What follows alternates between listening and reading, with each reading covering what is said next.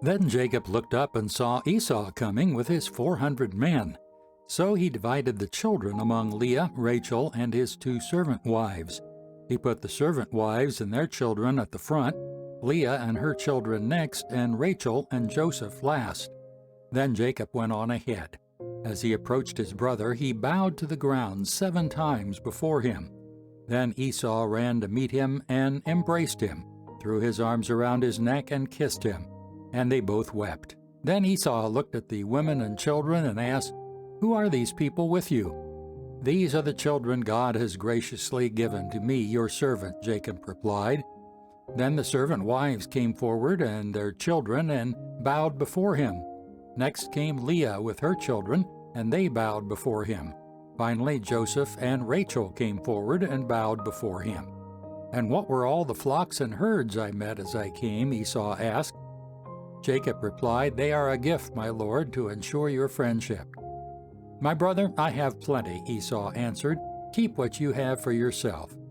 But Jacob insisted, "No, if I have found favor with you, please accept this gift from me." "And what a relief to see your friendly smile. It is like seeing the face of God. Please take this gift I have brought you, for God has been very gracious to me.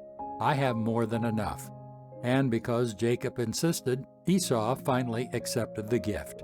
"Well," Esau said, "let's be going. I will lead the way." But Jacob replied, "You can see, my lord, that some of the children are very young, and the flocks and herds have their young too.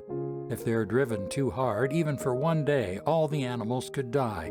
Please, my lord, go ahead of your servant. We will follow slowly at a pace which is comfortable for the livestock and the children. I will meet you at Seir." "All right," Esau said, "but at least let me assign some of my men to guide and protect you." Jacob responded, "That's not necessary. It's enough that you have received me warmly, my lord." So Esau turned around and started back to Seir that same day. Jacob, on the other hand, traveled on to Succoth. There he built himself a house and made shelters for his livestock.